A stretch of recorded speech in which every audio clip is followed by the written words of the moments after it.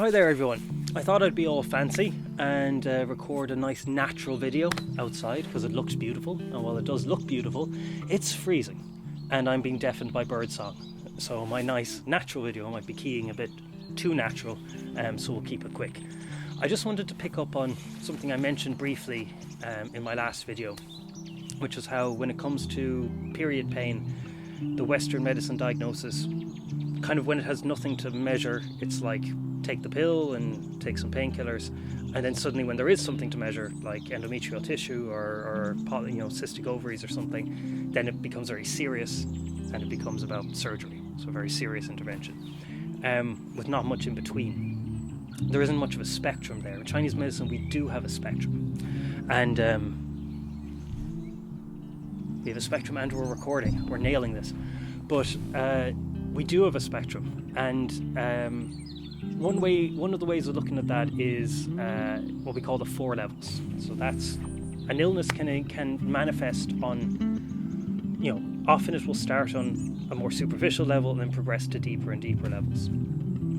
So these 4 levels are Wei, Qi, Shui, and Yin. So kind of you can think of it as like external Qi or defensive Qi, internal Qi, and then blood, and then Yin. So blood is a bit different in this context than it is from the Western definition of blood. When something is manifesting on a Qi level, what it means is that it's incorporeal. It hasn't affected the tissues and the structures of the body. There's an argument that says that Western medicine is actually not very good at early detection of illness. And what's meant by that is that Western medicine can't really label something until it can measure it. And it can't measure it until it's affected the structures of the body in general. Now, this is a generalization, but a lot of Western medicine practitioners lean on things like ultrasounds, blood test results, hormone readings, blood pressure readings.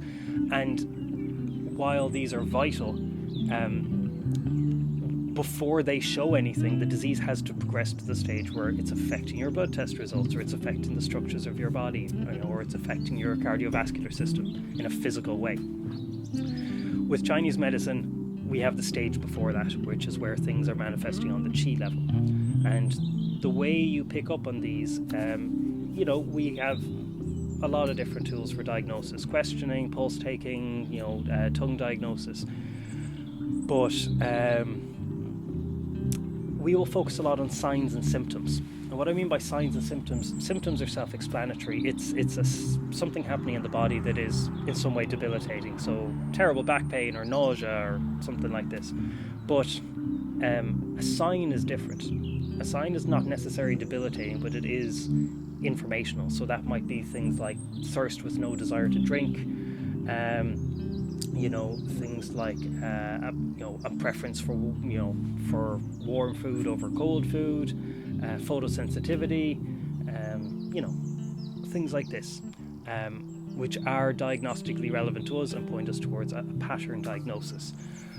I will often have patients come to me with like MRIs, and they're saying, "Hey, do you want to take a look at my MRI or my analysis?" And I do. I'm not saying they're useless, but of course they're not useless, but they're not that useful to me.